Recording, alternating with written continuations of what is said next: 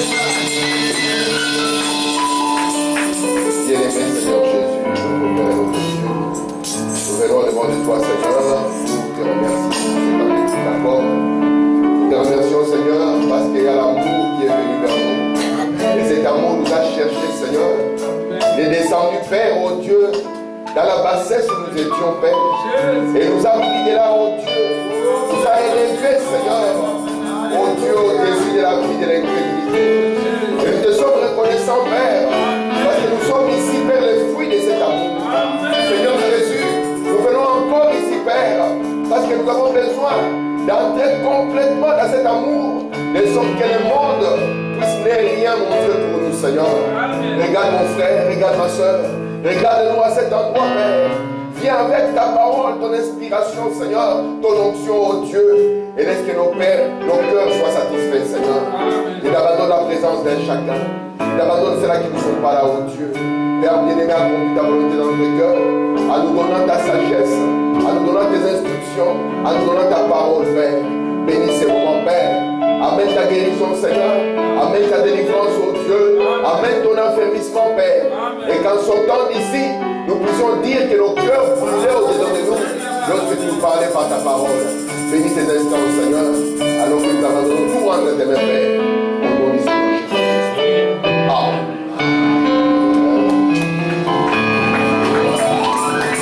Que le Seigneur bénisse. Nous allons lire la parole. Nous allons lire dans l'Apocalypse chapitre 7. Nous commençons verset 1er. Lisons la parole ensemble. Après cela, je vis 4 anges debout aux 4 coins de la terre. Ils retenaient les 4 vents de la terre, afin qu'il ne soufflât point de vent sur la terre, ni sur la mer, ni sur aucun arbre. Et je vis un autre ange qui montait du côté du soleil levant et qui tenait les sceaux du Dieu vivant. Il cria d'une voix forte aux 4 anges à qui il avait été donné de faire du mal à la terre et à la mer.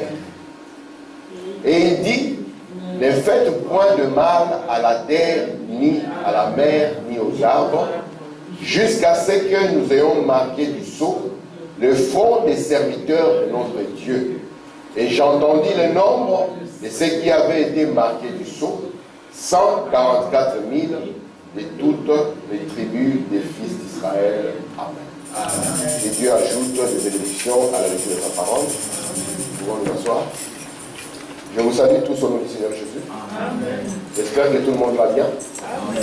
Je vous remercie d'être là pour que nous puissions avancer dans l'étude que nous sommes en train de faire. Vous savez que nous sommes en train d'étudier les livres d'Apocalypse en rapport avec les sceaux. Probablement, lorsqu'il a apporté les sceaux, il nous a dit qu'un sceau signifie une œuvre achevée. Et nous avons dit ici que Dieu a 3 manières d'amener le sceau à manifestation. Vous savez, lorsque Daniel était sur la terre, Dieu lui a montré ce qui devait se dérouler.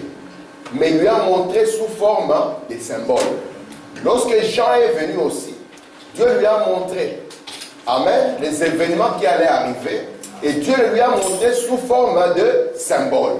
Lorsque Daniel voulait percer cela, Dieu lui a dit, non Daniel, ceci sera scellé et sera gardé comme cela jusqu'au temps de la fin. Et au temps de la fin, c'est là où la chose sera maintenant proclamée.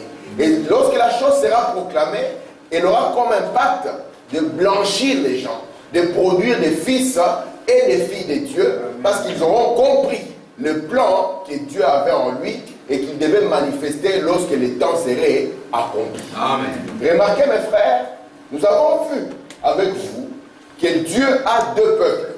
J'aimerais que ce soit clair pour nous. Amen. Il a Israël comme son église naturelle, n'est-ce pas? Dieu a d'abord Israël. Avant de nous avoir, nous, Dieu devait d'abord avoir Israël. Parce que pour que Boaz puisse avoir Ruth, il devait d'abord racheter Naomi. C'est comme ça. Amen. Oui. Et Dieu a d'abord Israël, n'est-ce pas? Amen. Et Israël est son église naturelle. Pourquoi Israël est son église naturelle? Lorsque nous parlons de l'église, Frère Branham dit ce sont les appelés à sortir. Amen. Et Israël, lorsqu'il était en Égypte, n'était pas l'église de Dieu, Mais quand ils sont sortis du pays naturel vers un autre pays naturel, Amen. Ils sont devenus l'église de Dieu. Et Israël ici, c'est l'église naturelle. Amen. Amen. Mais Dieu avait aussi un autre peuple. C'était les gentils. Amen. Amen. Et les gentils, ici, il s'agit de son peuple spirituel, de son église spirituelle. N'est-ce pas? Amen. Est-ce que ça va jusque-là? Amen. Ce sont les deux peuples. Et nous voyons que dans le domaine de la grâce, Dieu ne travaille pas avec les deux en même temps. Lorsqu'il travaille avec un, il laisse l'autre de côté. Lorsqu'il travaille avec l'autre, il laisse le premier de côté. C'est ainsi que la grâce d'abord est venue à Israël. Amen. Amen. Lorsque le Seigneur Jésus est venu pour Israël. Nous voyons que quand il est venu pour accomplir la dernière semaine de Daniel. Vous vous souvenez de ça, n'est-ce pas? Amen. Et nous avons vu que la dernière semaine, donc c'est une semaine, la 70e semaine, elle était une semaine qui était égale à 7 ans. Et Jésus, quand il est arrivé sur la terre, il a commencé par faire la première partie. C'était les 3 ans et demi, la première partie des 70 semaines.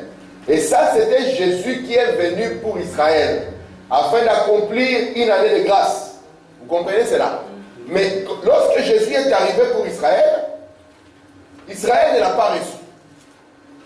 Israël n'a pas fait exprès. C'est Dieu qui a aveuglé Israël.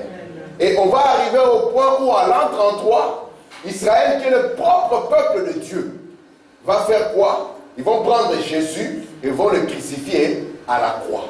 Est-ce que ça va jusque-là? Vous savez, la parole a dit que Jésus, lorsque vous le recevez, vous recevez aussi les bénédictions. Amen. Amen. Et lorsqu'Israël a rejeté Jésus, c'était la plus grande erreur que ce peuple a commis. Oui. Et nous savons que Jésus, ce n'est pas un homme qu'on rejette. Lorsqu'on rejette Jésus, ça signifie qu'on a rejeté la parole. Amen. Et il y a un danger à rejeter la parole de Dieu. C'est pour ça que nous conseillons toujours aux gens, faites attention, ne rejetez pas Jésus. Amen. Parce que Jésus n'est rien d'autre que la parole. Parce qu'au commencement était la parole a été faite chair, et lorsqu'elle a été faite chair, elle a été appelée Jésus. Amen. Et rejeter Jésus, ce n'est rien d'autre que rejeter la parole de Dieu. Et lorsqu'Israël a rejeté la parole de Dieu, nous savons que si vous rejetez la grâce, il ne reste rien d'autre pour vous que le jugement. Amen. Et ici maintenant, Dieu a ouvert une période de temps que nous avons appelée les âges de l'Église. Amen. Amen. Est-ce que ça va jusque-là? Amen. C'était cette période que Dieu a donnée. Les âges de l'Église. Mais comme Dieu est bon et Dieu est juste, il savait qu'Israël ne l'a pas rejeté sciemment. Dieu a gardé encore en réserve une dernière partie, n'est-ce pas? De 3 ans et demi en réserve pour que Dieu puisse encore revenir vers Israël. N'est-ce pas que le schéma est clair? Amen. Nous avons une première partie où Dieu traite avec Israël. Israël rejette Dieu. Qu'est-ce qui se passe? Dieu va vers les gentils, vers l'église spirituelle, et Dieu va travailler pendant un temps déterminé avec l'église spirituelle, et à la fin de cette période, Dieu va encore revenir aux Juifs. C'est pour cela que Branham nous dit, faites attention, le calendrier de Dieu, c'est Israël. Amen. Pourquoi? Parce que la période des gentils, on n'a pas déterminé. Dieu a dit simplement cet âge de l'église. Mais Dieu a donné une borne. Il a dit faites attention. Lorsque vous verrez les événements, si ça commence à introduire ça, ça signifie automatiquement que cette période ici est terminée. Est-ce que vous comprenez ça? C'est pour ça qu'on dit qu'Israël est l'horloge de Dieu.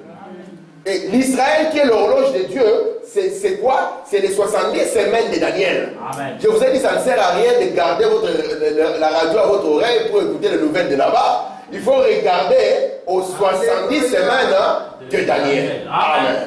Et nous avons compris que ce schéma qui se passe ici, c'est aussi le schéma des fêtes de l'Éternel, qui était dans l'Ancien Testament sous forme d'ombre et qui devait s'accomplir ici en Christ. Amen. Nous voyons que quand Jésus est venu, Jésus était l'expiation.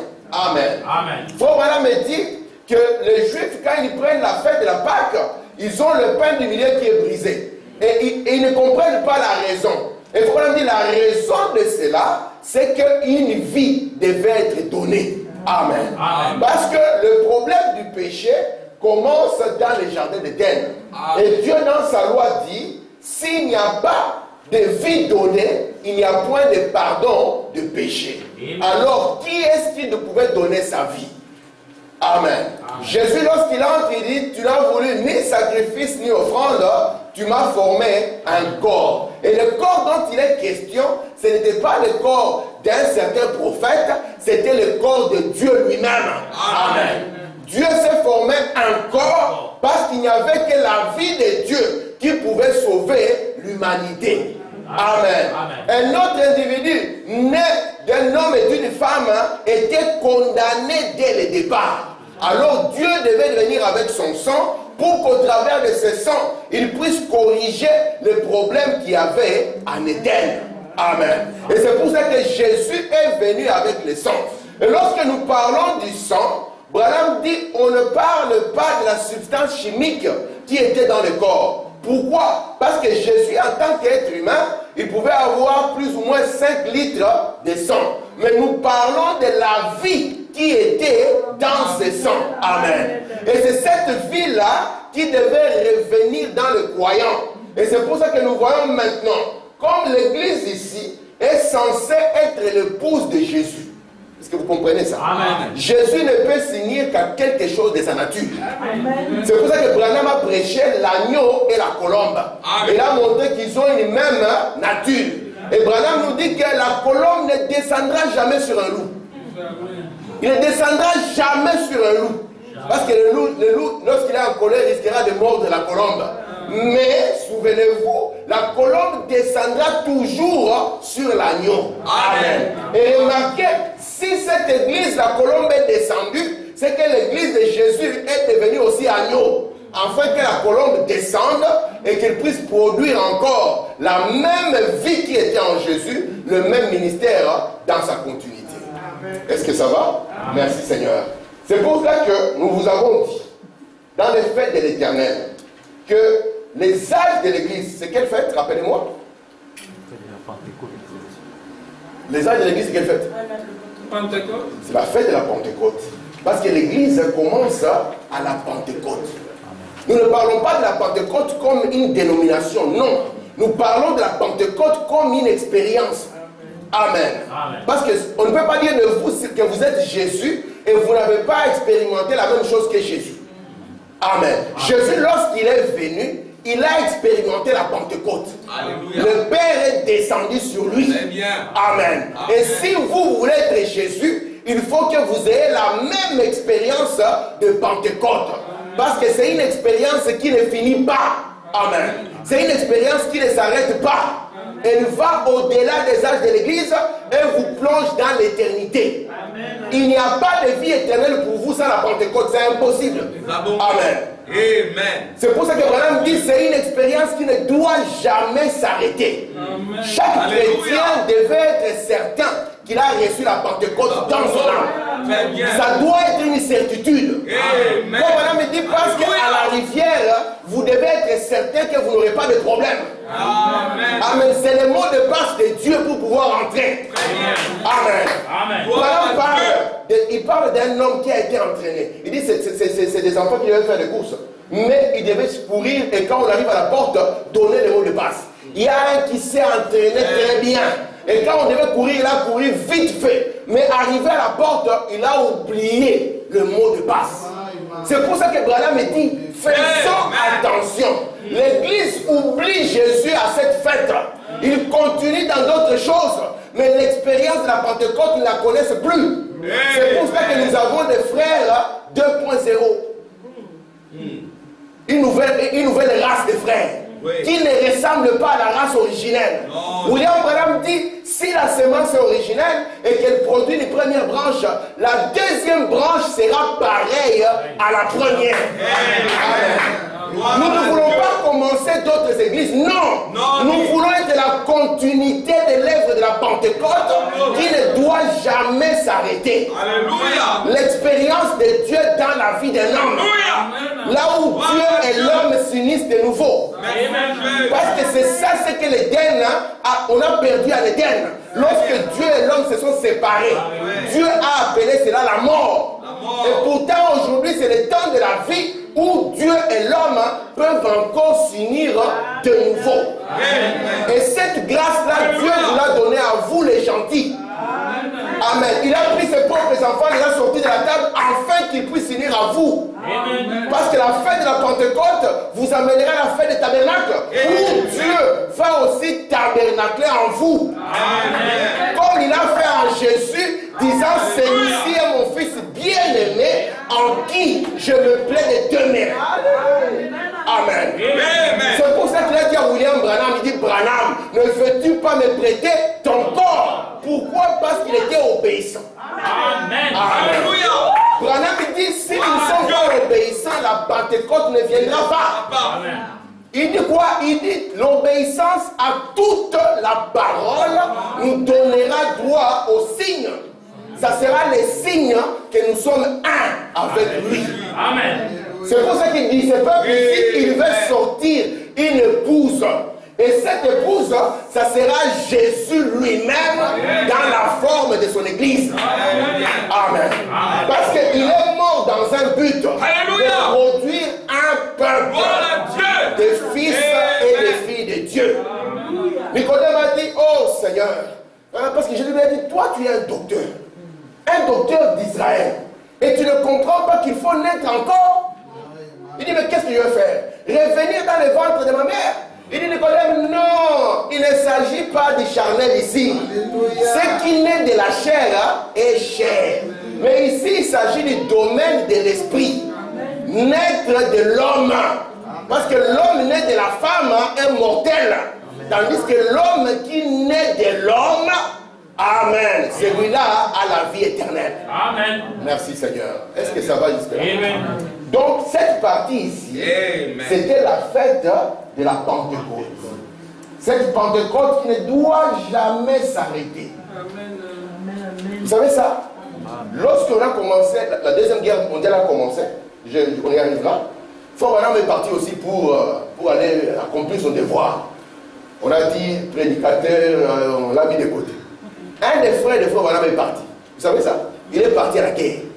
Et là où il est parti, ils sont tombés dans une embuscade. La majorité a été tuée et lui, il était gravement blessé.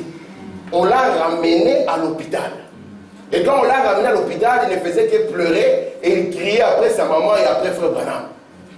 Et quand Frère Branham est venu pour prier pour lui, écoutez très bien, qu'est-ce qui s'est passé? Dieu l'a guéri.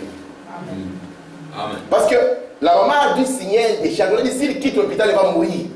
Mais nous croyons que les paroles du médecin sont les paroles d'un homme. Amen. Frère Branham dit, parfois nous croyons plus les paroles d'un médecin que les paroles de Dieu. Les paroles d'un médecin, ce sont que les paroles d'un homme. Et la Bible dit que toute parole d'un homme soit connue comme un mensonge. La seule parole qui est vraie, c'est la parole de Dieu. La maman de Frère Branham avait confiance en Dieu, elle a signé les décharges. Le frère est sorti. Le frère était complètement rétabli. On a dit qu'il ne marchera plus, il était complètement rétabli. Et Frère Branham me dit, au lieu qu'il vienne à Dieu, il est parti devenir gymnaste. Et Frère Branham dit, Dieu s'est occupé de lui. Et quand Dieu s'est occupé de lui, il dit, le voilà maintenant dans les réunions ici, il m'aide à distribuer les cas de prière. Amen. Nous savons que quand vous êtes un fils de Dieu et que Dieu a besoin de vous, parce qu'il faut qu'il y ait des fils et des filles de Dieu qui soient manifestés. Amen. Jésus n'a pas d'autre corps que le corps ici. Amen. Si le travail doit être fait quelque part, il s'agit de vous. Amen. Amen. Et si vous ne voulez pas comprendre, Dieu s'occupera de vous. Est-ce que vous comprenez ça? Amen. Dieu s'occupera de vous. Branham, parlant toujours de la guerre, il parle d'un soldat.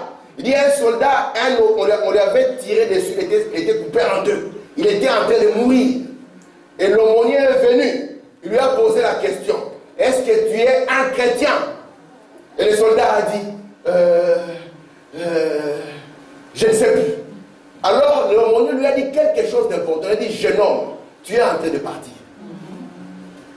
Ne veux-tu pas prendre position pour Jésus? Et il continue. Il dit, ouais, j'ai été chrétien il y a longtemps. Et l'aumônier lui a dit, il te faut maintenant retrouver Jésus là où tu l'avais abandonné. Amen. Amen. Que cela soit une conscience en nous, que nous devons trouver Jésus là où nous l'avons laissé.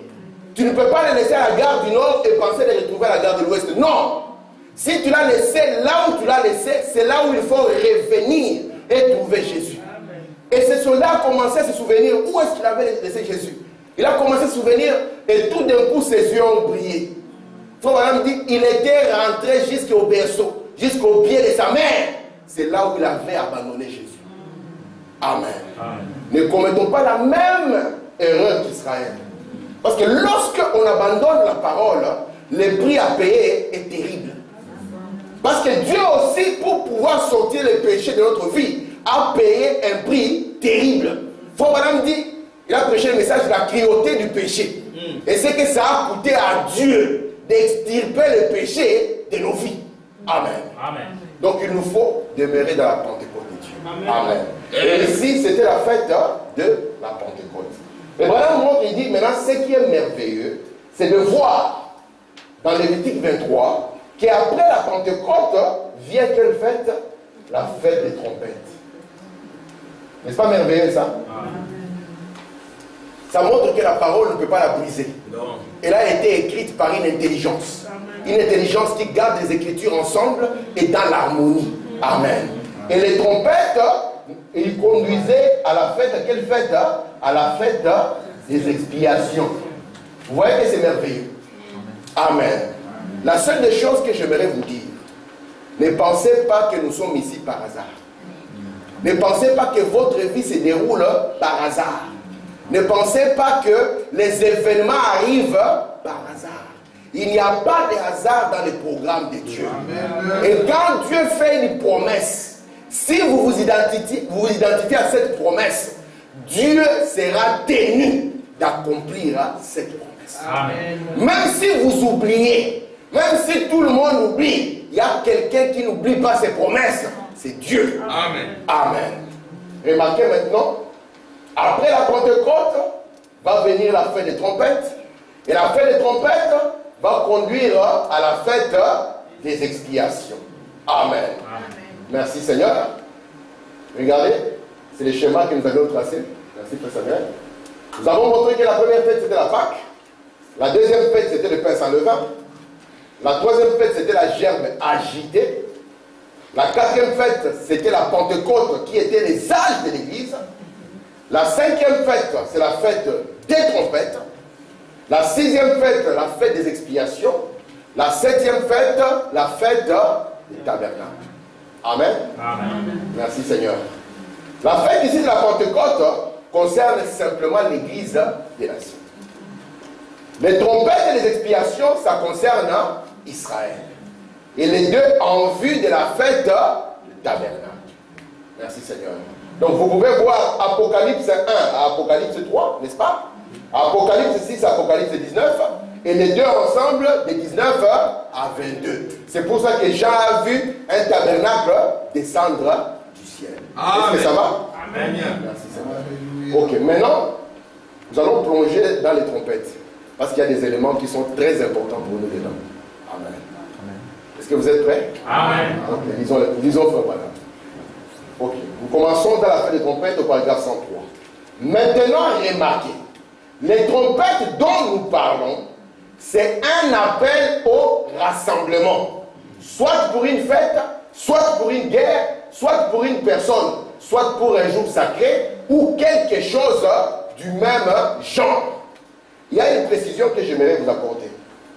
Durant la fête de la Pentecôte, c'est une fête qui va durer plus ou moins 2000 ans, n'est-ce pas? Parce que nous avons vu que les âges de l'Église commencent aux alentours de l'an 53. Et selon Frère Branham, cela doit nous amener plus ou moins vers 1977. N'est-ce pas? Amen. Amen.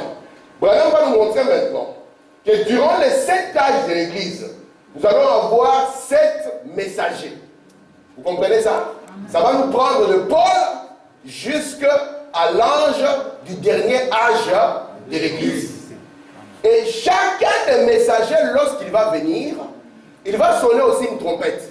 Donc ne confondez pas les trompettes d'ici et la fête des trompettes. Amen. Ici, chacun va sonner une trompette de l'évangile. Et cette trompette de l'évangile, ça va apporter le réveil.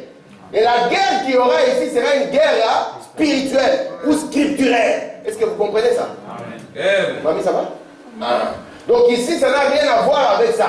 Ici, c'est la fête de la Pentecôte. Les trompettes ici ne vont pas prendre 2000 ans. Il faut madame dire, ça va tomber dans une période tout d'un coup. Ça va se suivre comme ceci. Et nous allons voir cela. Amen. Donc remarquez ici, les trompettes dont nous parlons, la grande chose à comprendre, c'est un appel au rassemblement. Lorsqu'Israël avait rejeté Jésus, en l'an 70 de notre ère, parce qu'il y a toujours une période de chevauchement, en l'an 70 de notre ère, Israël a été dispersé, n'est-ce pas? Selon ce qui était écrit dans les Écritures. Amen. Et Jésus nous a dit, il nous a dit quoi? Jérusalem sera foulée aux pieds jusqu'à ce que les temps des nations soient terminés. Est-ce que ça va? Amen. Regardez maintenant. Lisons cette deuxième définition. La première définition nous montre que les trompettes dont nous parlons, c'est un appel au rassemblement. On ne peut que rassembler ceux-là qui étaient dispersés. N'est-ce pas? La deuxième des choses, regardez comment ça se passe. Là, le premier saut, paragraphe 131.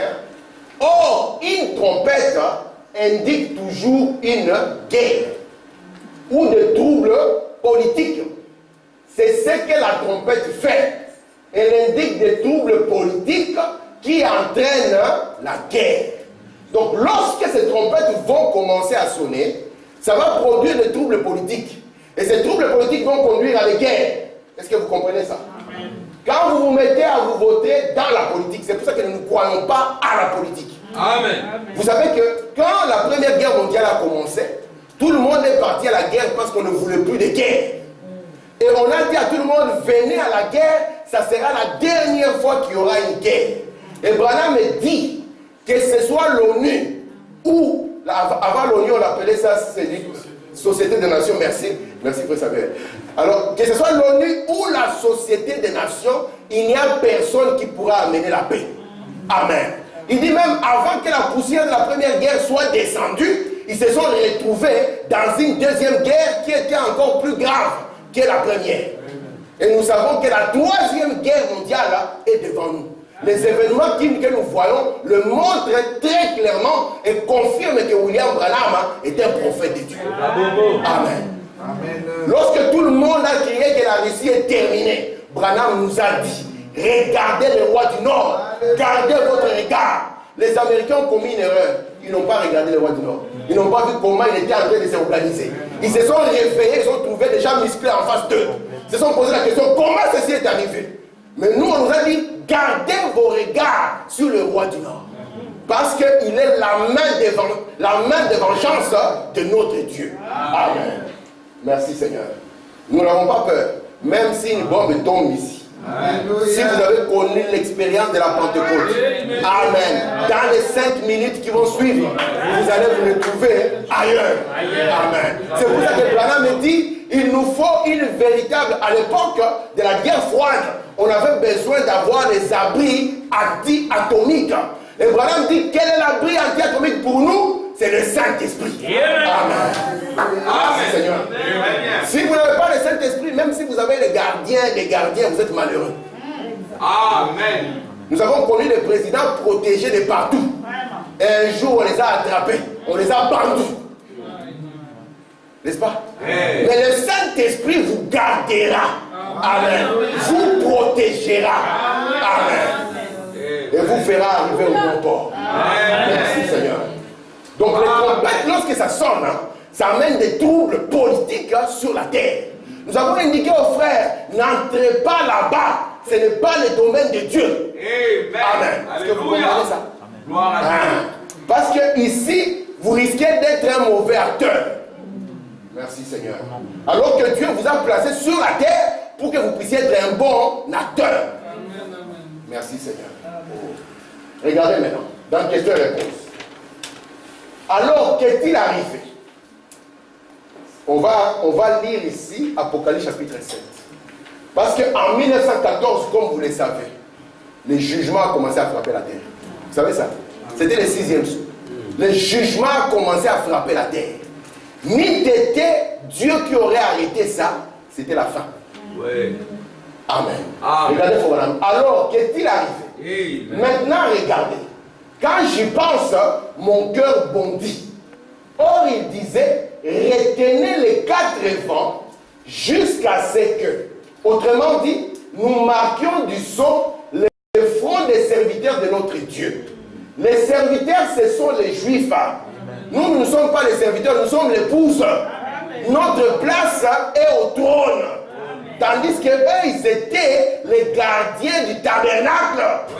C'est les milques qui protègent les gardiens. Mais notre place à nous, c'est le trône. Là où Jésus s'assoit, c'est là où nous asseyons. La position de Jésus, c'est notre position. C'est pour ça que Jésus n'a pas d'autre privilège au-dessus de nous. Non. Il nous a pris par son sang, nous a élevés à lui. Parce que lorsqu'un homme prend une femme, il l'amène vers lui. À son niveau, il prend son nom. Amen. Nous sommes l'épouse de Christ. Alors, nous sommes Jésus. Paul nous a dit, je vous appelle Madame Jésus. Amen. Très bien. Et étant Madame Jésus, c'est là où Jésus maintenant se fait voir. C'est là où il se fait révéler. C'est là où il se fait connaître au travers de la forme de son peuple. Amen. Parce qu'ils ont dit, messieurs, nous voudrons voir Jésus. Et Jésus a donné un rendez-vous, il dit, pas maintenant. Lorsque je viendrai sous la forme de Madame Jésus, alors là, vous me connaîtrez. Parce que encore un peu de temps, et le monde ne me verra pas. Mais vous me verrez. Pourquoi? Parce que la Pentecôte ne pourra pas être arrêtée. Je serai avec vous et je serai en vous. Amen. Pour produire Jésus-Christ. Merci Seigneur. Il dit, retenez les fonds pour que nous marquions du sol les fonds des serviteurs. Jean s'est retourné et a dit, j'ai vu 144 000 scellés. Maintenant, tous les vents se sont levés. Ils auraient couvert la terre. Écoutez, la bataille d'Armageddon. Amen. Nous aimons Frère Branham dans ces mots. Quand il utilise Gog Magog et Armageddon, n'est-ce pas? Il dit la bataille d'Armageddon aurait pu avoir lieu lors de la Première Guerre mondiale. Il dit mais arrêtez. Et lorsque Dieu arrête pour sceller les serviteurs, Dieu se souvient qu'il y a des ouvriers de la 11e heure. Alors qu'est-ce que Dieu fait? Il envoie Branham vite fait. Il dit Branham, tu dois y aller. Parce que quand on doit sceller les ouvriers, on doit sceller aussi les 144 000. Et pour cette double raison, la Première Guerre mondiale s'arrête. Mais Branham vous dira, depuis 1914, la terre n'a plus connu de paix. Ça sera des troubles et des troubles et des troubles et des troubles continuels. Est-ce que ça va? Amen. Au Congo, nous avions crié, je me souviens quand j'ai présenté l'examen d'État, et on avait une question. C'était dans la région. Quel est le pays où il n'y a pas de guerre? On avait mis l'Ouganda, le Rwanda, tous ces pays avaient connu la guerre. Il n'y avait que le Congo qui n'avait pas connu de guerre. Nous étions fiers de prêcher. Chez nous, c'est la paix. Nous ne savions pas ce qui nous attendait sur le chemin. Amen. C'est pour ça que la vraie paix se trouve en Jésus. Amen. Il n'y a rien sur la terre ici qui soit stable. Amen. Amen. Amen. Il n'y a rien sur la terre qui soit stable. Amen. Le vrai fondement, c'est la révélation. Amen. Merci Seigneur. Regardez. Or, la raison pour laquelle ces trompettes ne s'appliquent ni à cette église ici, ni à cet âge ici, c'est parce que c'est uniquement pour Israël. C'est quoi? C'est l'appel. C'est les rassemblements des gens. Donc lorsqu'on sonnait ces trompettes, Israël savait qu'on nous appelle pour nous rassembler. Est-ce que ça va? Merci Seigneur. Regarde, continuons. Je prends ici. La reconnaître votre jour son message. Paragraphe 35. Comme on dit. Or, en fait, ces 50 jours correspondent exactement à cette sabbat. Donc, de la Pâque jusqu'à la Pentecôte, c'est découlé 50 jours. D'accord? Amen. Il dit ici, les 7 sabbats représentaient les 7 actes de l'Église. Alors qu'elle devrait se faire l'appel pendant la période de la fête pentecôtiste de la Pentecôte. Durant cette période ici c'est l'appel de l'Église. Vous comprenez ça? Ici, Dieu appelle un peuple pour porter son nom. Amen. Tandis qu'ici, c'est l'appel d'Israël. Est-ce que vous voyez les deux? La fête de la Pentecôte, c'est l'appel de l'Église. La fête des trompettes, c'est l'appel d'Israël. Ok, merci Seigneur. Regardez maintenant. Je vais prendre là. Maintenant, à la fin de ces 7 sabbats, les 7 sabbats qui sont ici, qui ont lieu, il devait y avoir le jour de l'expiation. Ce qui correspondait aux 7 trompettes. Les 7 trompettes, c'était pour publier un jour de deuil. Revenir au sacrifice ou à l'expiation. Nous voyons donc les 7 trompettes, c'était uniquement pour Israël. Donc cette trompette ici, c'était pour indiquer l'expiation qu'Israël avait rejetée. Vous comprenez ça? Parce que lorsque Jésus est venu comme sacrifice, Israël ne l'a pas reçu. Et les trompettes ont pour but de les ramener à cette expiation qu'ils avaient rejetée. Vous comprenez? C'est très important de comprendre ça comme ça. Amen. Regardez Foubaram dans cette citation. Elle est bien. On l'a lu la dernière fois, mais il y a un endroit que j'ai mis en gras aussi pour montrer la pensée de Branham. Nous sommes dans la fin de trompette, paragraphe 182.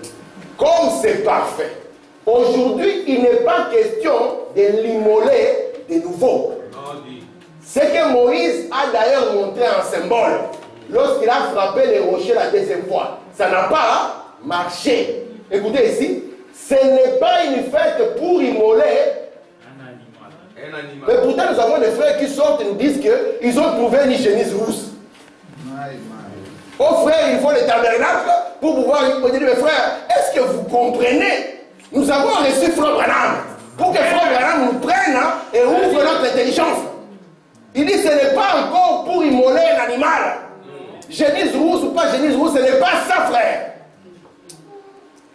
Est-ce que vous comprenez ça? Amen. Il dit, mais il s'agit un deuil pour avoir rejeté l'expiation. Et souvenez-vous, ceci, Israël est sauvé non pas en tant qu'individu, Israël est sauvé en tant que nation. Amen. Est-ce que ça va? Amen. Merci Seigneur. Donc ce n'est pas une fête avec des génisses rousses ou encore un agneau, on va faire encore un tabernacle et puis après on va venir encore avec un agneau, on va tuer l'agneau et les gens vont dire oui, voici l'expiation d'Israël. C'est pas ça. Est-ce que vous comprenez mes frères? Amen. Ça peut sembler beau mais c'est pas ça. Parce que si on fait comme ça, on revient encore dans les types. Hein? Amen. Donc nous sommes dans l'ombre et Jésus doit encore revenir pour qu'il puisse mourir. Mais Israël avait raté une fête. Amen. Et ici, c'est pour les amener à ce qu'ils avaient raté. Ouais. Et non raté parce que Dieu nous a aimés. Amen. Dieu a aveuglé ses propres enfants pour nous. Et nous a donné une meilleure place que eux. Dites-moi si Dieu ne vous aime pas. Oh, moi je n'ai pas ceci, Dieu ne m'aime pas. Ah frère, tu penses que toutes les personnes qui ont les meilleures voitures plus que toi, Dieu les a aimées? Mais Jésus, est-ce que Dieu n'aimait pas Jésus? Ouais. La Bible dit que Dieu a tellement aimé le monde, n'est-ce pas, qu'il nous a donné Jésus qui était l'expression de l'amour de Dieu, n'est-ce pas? Mais est-ce que Jésus était l'homme le plus riche de Galilée? Non. Peut-être qu'il est parti à Nazareth pour être l'homme le plus riche. Quand il est arrivé à Jérusalem, il était l'homme le plus riche? Non. Jésus dormait dans un parc. Mais il était le bien-aimé de l'Éternel. Parce que là, dit, tu ne laisseras pas ton bien-aimé, n'est-ce pas? Dans les séjours, moi je préfère être un bien-aimé comme ça qui ne reste pas dans les séjours de mort. Même si sur la terre, je n'ai pas grand-chose. L'amour de Dieu, premièrement, consiste dans son élection. Que Dieu vous a aimé dès avant la fondation du monde. Amen. Lorsque vous comprenez cela, vous allez vivre en sachant que même si ceci arrive, le Seigneur me connaît, le Seigneur m'aime.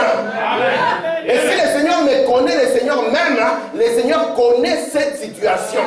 Si je lui fais confiance, Amen, il me sortira de cette situation comme il l'a fait auparavant. C'est pour ça qu'on nous dit, comptez les bienfaits de Dieu. Combien de choses n'a-t-il pas fait pour vous? Lorsque vous étiez arrivé, vous n'avez plus d'espoir. Et puis Jésus est venu. Amen. Partez de cette expérience. Dites comme David, le même Dieu qui m'a délivré de l'ours, le même Dieu qui m'a délivré du lion, c'est le même Dieu qui me délivrera de ces Goliaths. Pourquoi? Parce que je suis un bien-aimé de l'Éternel. Faut madame dit, Dieu ne veut pas que vous soyez des sujets de frustration. Non. Faites Faites-lui confiance. Amen. Branham est à la montagne, n'est-ce pas? Il voit la tempête arriver. Amen. Il se met à courir parce que c'est un chasseur. Il sait ce qui va arriver. La voix lui dit, stop! Retourne vers la tempête. Si c'était moi, il dirait, ah Seigneur, rendez-vous seulement en bas de la montagne. Mais si la tempête contournait et remontait à la montagne, tu allais partir. Il a compris qu'il aime son Seigneur. Et si le Seigneur lui dit ça, c'est qu'il y a un but. Si Frère Branham n'avait pas obéi, nous n'aurons pas cette expérience de savoir que dans cet âge, un homme a arrêté une tempête. Au travers de la parole, parce qu'il a eu confiance premièrement au Seigneur. Frère Branham dit, la voix lui a dit stop. Il dit, lorsque la voix lui a dit stop, la tempête venait. La voix ne parlait plus. C'était un moment maintenant de doute. Est-ce que Seigneur, tu es là? Est-ce que ce n'est pas mes propres sentiments? Est-ce que ce n'est pas du fanatisme? Amen. Amen. Il dit, quand la tempête a approché fort, c'est là où Dieu lui a parlé de voix audible. Il dit, je suis l'Éternel, le Dieu d'Israël, qui a créé la tempête. Amen. Lorsque nous lui faisons confiance, c'est Dieu qui a créé la tempête. C'est pour ça que la phrase nous est posée. Qu'est-ce qui est difficile à Dieu? Qu'est-ce qui est impossible? Le cancer? Non. La tempête? Non. Le papier? Non. Le Saint-Esprit? Qu'est-ce qui est difficile à l'Éternel? Si simplement nous pouvons venir comme Branham l'a fait en disant, Seigneur, ceci je les remets entre tes mains, moi je te prends au mot. Amen. Amen. Amen. Mais ça ne va pas, qu'on fait, ça va. Mais non, c'est sombre. Non, ce n'est pas sombre. Pourquoi? Je regarde par les yeux de la révélation. Amen. Amen. Amen. Ouais, ce n'est pas une fête pour immoler quelque chose. Non. C'est pour ramener Israël. Amen. Regardez. Maintenant, nous arrivons à quelque chose de merveilleux. C'est là où on s'était arrêté la dernière fois.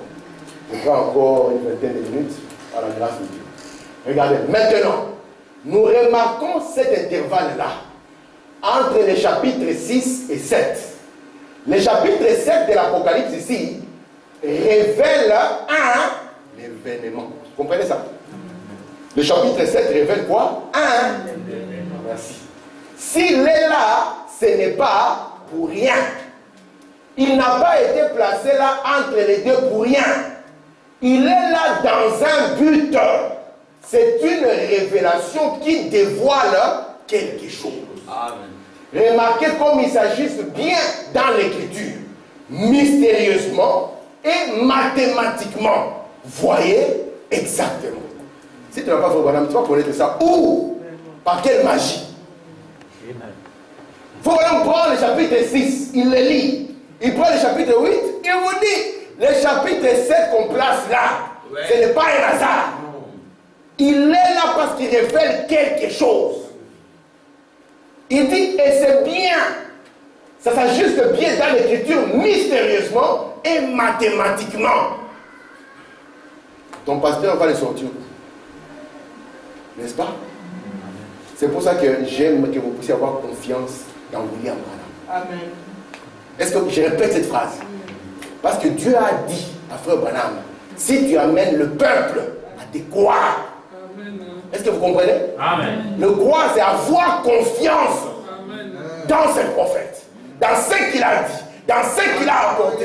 Dire que je base ma famille sur ça, je base ma vie sur ça, je base ma jeunesse sur ça, je base mon être sur ça. Vous comprenez? Amen. Même pas les cancers, les ressuscitent. Alléluia. Est-ce que vous comprenez ça? Amen. Merci Seigneur. Continuons ici. 6e saut, paragraphe 105. Alors, après l'appel des 144 000, écoutez, l'appel de qui? Ce que nous allons aborder ce soir et demain, c'est entre le 6e et le 7e saut que les 144 000 sont appelés. Est-ce que ce n'est pas la Bible? Comment on va refuser? Amen. Si vous lisez, regardez ici, Apocalypse chapitre 6, n'est-ce pas? Nous voyons le premier saut, le deuxième saut, le troisième saut, le quatrième saut, le cinquième saut, le sixième saut.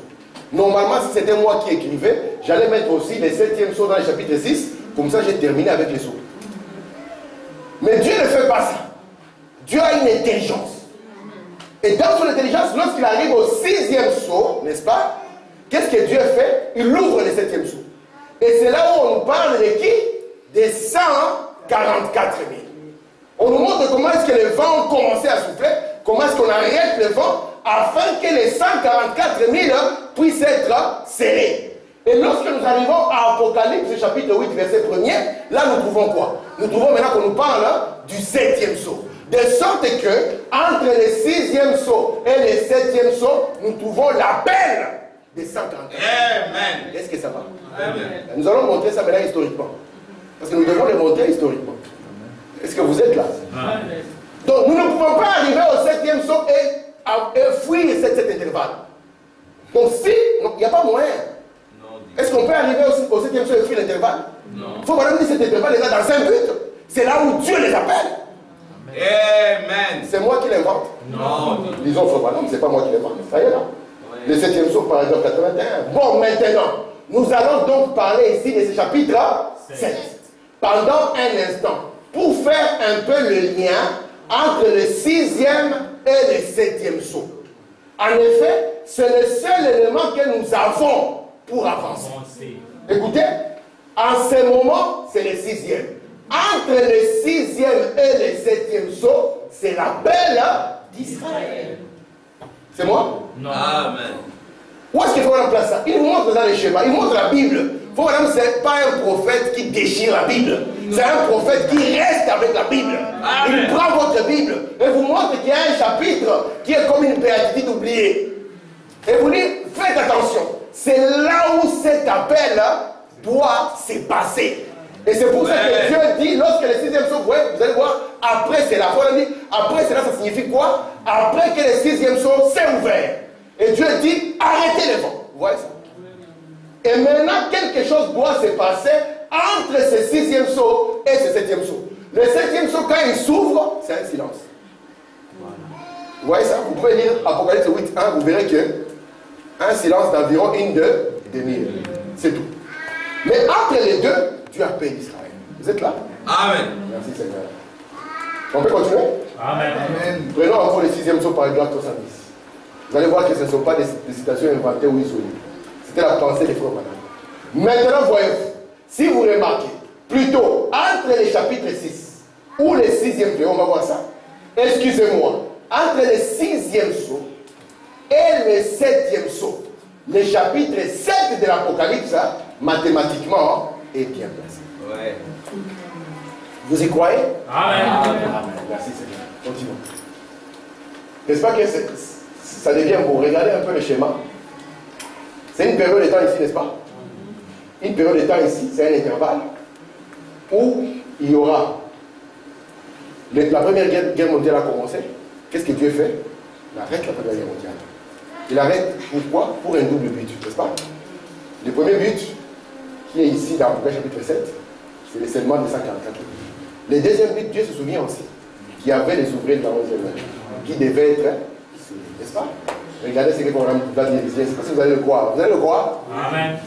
Est-ce que vous allez le croire? Amen. Okay. Si vous avez fait voilà, moi je suis tranquille. Regardez ici. Je suis dans la fête des trompettes. Paragraphe 177. Voilà, Apocalypse 10, point. Bien. Écoutez bien là. Écoutez comment? Très bien. Bien. Écoutez. L'épouse est appelée à sortir par la parole. N'est-ce pas? Amen. Christ lui-même qui appelle l'épouse à sortir, qui montre clairement ce qu'il en est de quoi? De Hébreux 13, 8. Il est le même hier, aujourd'hui, éternellement. Il fait la même chose, il est le même.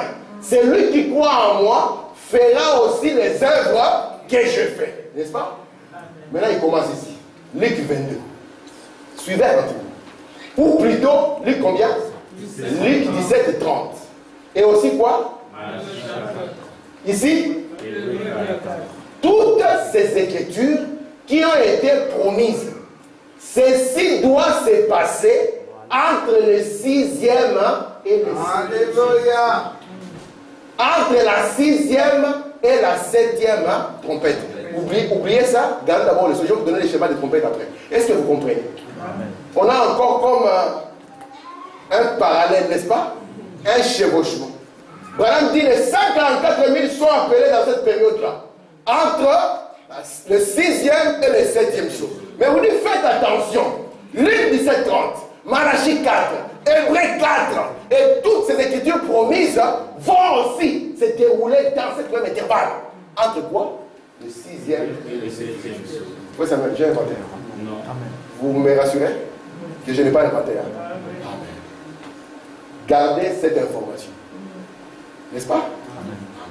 Vous voyez que même la venue de Frère Branham peut être prouvée mathématiquement.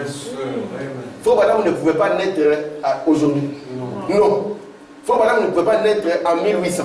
Frère Branham devait naître exactement en 1909. Amen. Et c'est pour ça que les 3 étoiles se sont croisées. Parce que c'était le programme de Dieu. Amen. Afin que quelque chose arrive sur la terre. Amen. Amen. Merci Seigneur. On continue. Merci. Regardez maintenant. Alors les vents ont été lâchés de nouveau. Vous comprenez ça? Donc les vents avaient été arrêtés. Les vents ont fait quoi encore? Alors les vents ont été lâchés de nouveau. Regardez. Maintenant remarquez. Depuis la Première Guerre mondiale, il y a constamment une persécution contre. Regardez bien. Hitler fut suscité pour la Seconde Guerre mondiale. Le bébé né, c'est un bébé tout doux. Maman veille sur lui. Amen. Amen. Mais le but de ce bébé, c'est qu'il vient pour que la terre entre dans une guerre. Regardez comment. Et quand il fait Hitler, il s'est mis à quoi? Il allait détruire le monde entier. Est-ce que vous comprenez ça? Est-ce vrai? Il allait détruire complètement. Oui, il l'aurait fait. Ni t'était Dieu, personne ne pouvait arrêter Hitler. Vous savez qu'il avait déjà découvert la bombe atomique? Il avait découvert. Amen. Il était le premier à découvrir les avions de chasse, même s'il n'avait pas commencé à les utiliser. Il avait une vitesse incroyable. Est-ce que vous comprenez ça? Et remarquez, il faut nous dire quelque chose de bien. Il dit, depuis la Première Guerre mondiale, si vous prenez cette période, vous allez voir qu'il va y avoir constamment une persécution vis-à-vis de qui? Les Juifs. Frère Branham, il vient à Christ vers les années 29-30, n'est-ce pas? Amen. Il commence à prier. Et vers les années 31-32, on consacre Frère Branham au ministère. On l'a consacré même avant sa première prédication. Amen. Vous comprenez ça? On consacre Frère Branham au ministère, n'est-ce pas? Et un jour de l'an 33, Frère Branham il tombe en extase. N'est-ce pas? Qu'est-ce qui se passe? Frère Branham va cette vision qui se succède. La première vision, il voit des hommes habillés en uniforme militaire moderne qui attaquent les Africains. Et lorsqu'il sort, il voit Mussolini, n'est-ce pas? Lorsque Branham dit que Mussolini va attaquer l'Éthiopie, tout le monde est contre Branham. Ils disent Mussolini, qu'est-ce qu'il va faire dans ces pays? Il n'y a rien. Parce que Branham, lorsqu'il a eu cela, il est venu l'annoncer à l'église. La deuxième des choses, il parle d'un Autrichien, n'est-ce pas? Du nom d'Adolphe. Il dit que cet homme va amener le monde entier dans une guerre. Les gens ne voulaient plus entendre parler de guerre. Donc tout le monde est contre Frère Branham. Ça lui a créé beaucoup de problèmes. Amen. Il va voir cette vision successive, n'est-ce pas? Et la même année, lorsqu'il va commencer à baptiser, n'est-ce pas? C'était le 11 juin. Lorsqu'il baptise la 17e personne, qu'est-ce qui se passe? La voix sort et le commissionne. Alléluia. Il dit quoi, Frère Branham? Cette voix dit quoi? Comme j'ai envoyé Jean, je t'envoie avec quoi? Pour faire quoi? Préparer. Amen. Est-ce que vous comprenez cela? Amen. Est-ce que ça va jusque-là? Amen. Et 1933, cet homme du nom d'Adolf Hitler, il commence à avoir de l'ampleur lorsqu'il est où? En Allemagne, n'est-ce pas? Amen. Est-ce que ça va jusque-là? Amen. Donnez-moi 10 minutes de dormir, s'il vous plaît. Ok. Je vais terminer par peut-être cette écriture. Regardez ce que Dieu a dit. Dans reconnaître votre jour et son message. L'écriture là, je l'ai perdue. Je ne sais pas si vous connaissez l'écriture dans Osée. Je pensais que je l'avais mis, je crois que j'ai oublié de le mettre. Osée chapitre 6. à partir du verset 1er et du verset 2. Regardez, c'est Dieu qui dit, Israël qui dit, retournons à l'Éternel. Amen. Il nous rendra la vie après 2 jours, n'est-ce pas? Il faut même dire, il nous rendra la vie après 2 jours. Ou nous donnera un réveil en nous rassemblant, les Juifs. Je parle de quoi? Des trompettes. Et nous vivrons devant lui, nous aurons la vie éternelle. Nous serons devant lui. La Bible dit ici dans Osée, elle dit, et nous vivrons devant lui la vie. Nous aurons la vie devant lui. Ça, c'est sa vie à lui, la vie éternelle. Nous aurons la vie devant lui. Celle qui vit dans le plaisir et montre qu'il va. Alors, il est promis qu'Israël aurait de nouveau la vie devant lui. Ils étaient morts au fait et à la fête de la Pentecôte. Vous comprenez ça? Ils étaient morts au fait et à la fête de la Pentecôte. Regardez ici. Maintenant, remarquez attentivement. Ensuite, après 2 jours. Oh, ça ne voulait pas dire 2 jours de 24 heures. Ça, c'est arrivé il y a très longtemps. Bien des centaines d'années. Vous voyez? Ça voulait dire 2 jours aux yeux du Seigneur. Après 2000 ans. Oh, savez-vous combien de temps il s'est passé depuis ce moment-là? Il s'est passé 2700 ans depuis que, dans Osée ici, c'est à l'an 780 avant notre ère. 1964, voyez-vous, ça s'est passé. Il y a plus de 2700 ans, il a dit, après 2 jours, le 3e jour, il nous rendra la vie de nouveau et nous fera vivre devant lui. Les voilà vos trompettes. C'est là qu'elles font leur entrée. Amen. Qu'est-ce que ça veut dire? Je vois que ma maman, grande sœur Thérèse, me regarde avec des yeux. Regardez. Osée, le prophète Osée, chapitre 6, à partir du verset 1er, il a prophétisé 700 ans. 700, comment on dit 700 combien? 780. 780 ans avant que Jésus ne vienne. N'est-ce pas? Amen. Il a dit que, il dit là-bas que le 3e jour, il nous rendra la vie. Dans 2 jours, il nous donnera un réveil. Le 3e jour, il nous rendra la vie. Il faut même dire, les jours dont il est question ici, ce ne sont pas des jours de 24 heures, mais ce sont les jours de l'éternel. Comme Pierre dit, un jour pour Dieu est égal à 1000 ans. Donc il a parlé ici de combien? De 2000 ans de plus. 2000 ans de plus. Vous voyez? Il faut voilà montrer maintenant que nous sommes déjà en 1964 lorsqu'il fait cette déclaration. Vous voyez ça? Pour montrer quoi? 2000 ans ici, c'est 2 jours, n'est-ce pas? Amen. Si on ajoute 780, on est déjà au-delà du 3e jour. On est déjà dans le 3e jour. Est-ce que vous voyez ça? Parce que les 2000 ans, on peut les rajouter, donc d'Osée à Jésus, et puis on verra qu'on va totaliser déjà ici.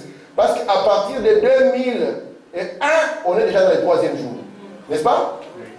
Et ici, il dit maintenant le 3e jour. On me dit, voilà vos fêtes des trompettes. Parce que c'est la promesse que Dieu avait faite dans Osée chapitre 6, qu'il allait ramener Israël après 3000 ans. Amen. Après une période de 3000 ans, depuis les temps d'Osée. Est-ce que ça va? Amen. Ok. Merci. Regardez ici, je suis presque à la fin. Maintenant, dans les trompettes, nous allons avoir quoi? Regardez, nous allons avoir la première trompette, la 2e trompette, la 3e trompette, la 4e trompette et la 5e trompette. Et puis, quelque chose arrive là. Et puis, nous aurons la 6e trompette. Et puis quelque chose arrive. Et puis nous avons la 7e trompette. Est-ce que vous voyez ces plans? Amen. Amen. Première trompette, 2e trompette, 3e trompette, 4e trompette, 5e trompette. Si vous lisez votre Bible, à la fin de la 5e trompette, on dit un malheur est passé. N'est-ce pas? Un malheur est passé. Voici, il en reste 2. Est-ce que ça va jusque-là? Amen. Lorsque celui-ci va se terminer, on dira aussi un autre malheur est passé. Et puis il restera le dernier malheur. Est-ce que ça va jusque-là? Amen. Okay. Je vais prendre quelques petits détails sur ces trompettes ici, n'est-ce pas? Juste pour vous montrer quelque chose. Je ne veux pas entrer dans le détail parce qu'on a dit que ce n'est pas utile pour l'Église. Mais je vais vous montrer seulement ce que Fokana m'a voulu indiquer au travers de ces trompettes. Regardez. Apocalypse 8. Vous allez remarquer Apocalypse 8 à partir du verset 7. Tout cela a été l'appel lancé à Israël pour sortir. Dans le naturel en Égypte. Maintenant, c'est l'appel lancé à Israël pour sortir au sens spirituel. Il est préparé à venir à la fête d'expiation. Dieu ne change pas sa manière de faire. Vous savez ça? Ce n'est pas la première fois qu'Israël se retrouve dispersé chez les gentils. Au temps de Joseph, Israël était où? Dispersé où? En Égypte, n'est-ce pas? Alors qu'est-ce que Dieu devait faire? Lorsqu'Israël était en Égypte, ils étaient bien. Ils étaient les frères de Joseph. Ils mangeaient à leur faim. Au besoin, ils ont commencé à penser qu'ils étaient égyptiens. Vous comprenez ça? C'est pour ça que parfois Dieu pince notre vie. Pour que nous puissions comprendre que nous ne sommes pas des mondains. Amen. Amen. Amen. Israël a commencé à bien se sentir. Ils ont oublié même qu'ils avaient une terre. Ils ont prospéré, commencé à remplir l'Égypte. Et Dieu s'est souvenu que ce n'est pas la terre d'Égypte, mais la terre d'Israël où la parole doit être faite chair. Et qu'est-ce que Dieu fait? Dieu, dans son plan, il va faire quoi? Il va susciter un pharaon qui ne connaît pas Joseph. Est-ce que ça va?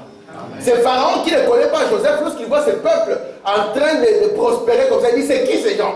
On dit, ah, ce sont des étrangers. Il dit, maintenant le moment de les rendre esclaves est arrivé. Et on met la pression sur eux, on leur fait du mal, et qu'est-ce qu'ils font? Ils se mettent à crier à Dieu, n'est-ce pas? Seigneur, regarde, ça ne va plus, Seigneur, Seigneur. Et qu'est-ce que Dieu fait? Il envoie Moïse, et Moïse, lorsqu'il arrive, on voit quoi? On va voir des événements qui vont commencer. Est-ce que ça va? Amen. C'est ça le programme. Regardez maintenant. La trompette sonnait. La trompette... Attends, je vais prendre ici. Ok, je vais ici. Je vais prendre juste ici. Paul a dit, quand la trompette rend un son confus, qui pourra se préparer pour la guerre ou pour la paix? Ou quoi que ce soit d'autre? Qui saura? Vous devez reconnaître les sons de la trompette. Par conséquent, quand la trompette sonne, nous voyons qu'il y a quelque chose sur la terre aujourd'hui. Il y a des problèmes quelque part. Et comme Israël était dispersé, Proverbe nous dit maintenant qu'ils doivent sortir de l'Égypte spirituelle. Vous voyez ça? L'Égypte quoi? Spirituelle. Qui représente le monde dans lequel ils sont dispersés. Comment Dieu va-t-il le faire? Dieu doit susciter un pharaon. Qui fait quoi? Qui ne connaît pas Joseph. Et ce pharaon, qu'est-ce qu'il va faire? Il va amener beaucoup de troubles. Amen. Amen. Ils doivent commencer à faire des briques. Il va mettre la pression sur eux, afin qu'ils puissent réclamer de retourner chez eux. Depuis 1914, vous lisez l'histoire, vous allez voir qu'il y a une forte pression qui ont commencé à toucher les Juifs. Et les Juifs ont commencé à sentir que si nous n'avons pas notre terre, à chaque fois qu'il y aura un problème, nous allons souffrir. Jusqu'aujourd'hui, quand il y a un problème, on dit que ce sont les Juifs, n'est-ce pas? Jusqu'aujourd'hui. Alors qu'ils ont l'air. S'ils n'avaient pas l'air chez eux. Aujourd'hui, les Juifs, quand vous voulez l'attraper, ils courent chez lui. Parce qu'il y a une loi là-bas qui fait qu'on ne peut pas vous livrer un fils d'Israël. Amen. Amen. Regardez. Je vais dire seulement ce qui est souligné pour gagner mon temps, parce qu'il me reste 2 minutes. Remarquez, Apocalypse 8:7, si vous voulez les noter, nous voyons que la première trompette, la première, a déversé de la grêle, du sang et du feu, ça et là sur la terre. Tout à fait comme dans Exode.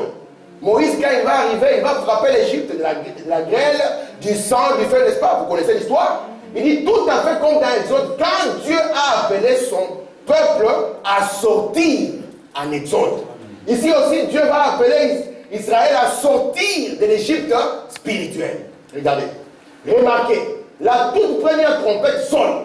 Le sang, le feu, la grêle et tout sont jetés, ça et là sur la terre. Qu'est-ce faisait-il? Il faisait sortir Israël de l'Égypte spirituelle. Vous voyez, il les ramenait dans sa patrie.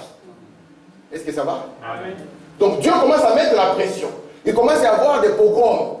Amen. Et ces gens s'attaquent aux Juifs, non pas pour une autre raison, juste parce qu'ils sont Juifs. On leur a dit qu'ils ont l'argent et ils volent tout, donc il faut les persécuter.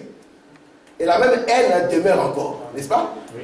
Et lorsque cela commence, c'est Dieu qui permet cela. Parce qu'il y a la grêle, le feu, les sangs qui sont jetés ça et là sur la terre pour que ce peuple puisse s'apprêter à retourner dans sa patrie. Amen. Regardez. Maintenant ici, permettez-moi de dire ceci. Chaque trompette qui a sonné sous le 6e sceau. Nous y arriverons dans quelques minutes. Là où nous avons eu le sceau. Toutes les trompettes ont sonné sous le 6e sceau. En effet, au 7e sceau, il y a le silence. Personne ne savait. C'était la minute ou l'heure où Christ allait venir, comme il nous l'a révélé. Amen. Mais chaque trompette a sonné sous le 6e sceau lors de la persécution des Juifs. Très bien. On commence à s'attaquer aux Juifs sans raison. On les dessine avec des nœuds crochus, n'est-ce pas? Et on commence à les persécuter. Mais c'est Dieu qui permet ça. Parce que les temps des nations commencent à arriver à la fin. Regardez. C'est ça l'écriture en Osée. Venez et retournons à l'Éternel, car il a déchiré, mais il nous guérira.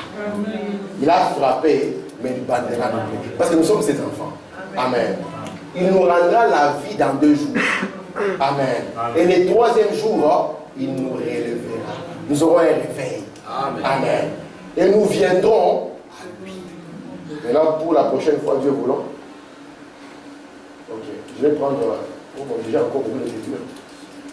Regardez ici. Il nous rendra la vie après les jours. Où nous donnera un réveil. En nous rassemblant, les Juifs, je parle des trompettes. Nous serons devant lui. Regardez ici. Il est promis, comment m'explique ce que je vous ai dit là-bas, il est promis qu'Israël aurait de nouveau la vie devant lui. Regardez ici. Maintenant, remarquez attentivement. Ensuite, après 2 jours. Ça ne voulait pas dire 2 jours de 24 heures. Il s'est passé de 780 jusqu'à 64. Dieu nous donne un réveil. Regardez ce que je veux, c'est ici.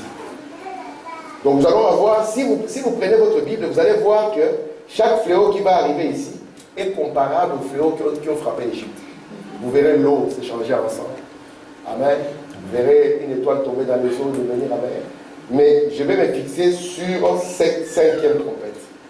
Amen. Parce que Frère Wanam en a parlé. Je ne vais pas apporter ici mes explications là où je n'ai pas fait Wanam. Amen. Même si j'ai une compréhension. Ce qui est important, ce n'est pas ma compréhension, mais c'est ce que le messager a apporté. Amen. Regardez maintenant. Frère Wanam va nous parler ici de quelque chose. Je prends ici. Il faut que ça va être pour moi. J'ai fini. Je prends juste ces 2 écritures et puis j'ai fini. Le 5e ange sonna de la trompette. N'est-ce pas? J'ai vu une étoile qui était tombée du ciel là, sur la terre. Quand la 5e trompette va sonner, une étoile va tomber du ciel là, sur la terre. N'attendez pas à voir une étoile tomber littéralement. Parce que si vous avez ce genre de concept, ça ne marchera pas. Il y a des étoiles qui sont plus grandes que la terre. Donc je ne vois pas comment ça va tomber dessus. Regardez. La clé du puits de l'abîme fut donnée à cette étoile. Regardez. Elle ouvrit le puits de l'abîme. Il monta du puits une fumée, comme la fumée d'une grande fournaise. Le soleil et l'air furent obscurcis. Vous voyez le 6e sceau? Par la fumée du puits. De la fumée sortir quoi? Est-ce que ça ne vous rappelle pas l'Égypte? De la fumée sortir des souterrains qui se répandirent sur la terre. Il leur fut donné un pouvoir, comme le pouvoir qu'ont les scorpions de la terre. Amen. Amen. Je vais sauter maintenant. Ici, j'ai lu jusqu'au verset 3. Je saute pour gagner mon temps. Je vais prendre le verset 11. Donc les souterrains là, elles avaient sur elles comme roi l'ange nommé en hébreu Abaddon et en grec. Est-ce que vous comprenez ça? Donc cette étoile va descendre, va ouvrir le puits de l'abîme. Du puits de l'abîme vont monter les souterrains. Amen. Et ces souterrains auront un roi, n'est-ce pas? Il s'appelle en hébreu Abaddon et en grec Apollon. Et quand vous arrivez au verset 12, le premier malheur est passé. Voici, il vient encore de malheur. Vous voyez ça? Donc le premier malheur nous prend du premier jusqu'au 5e sceau. Amen.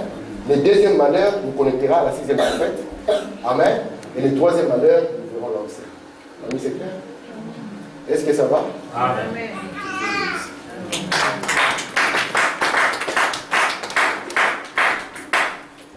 Merci Seigneur, on va nous mettre debout.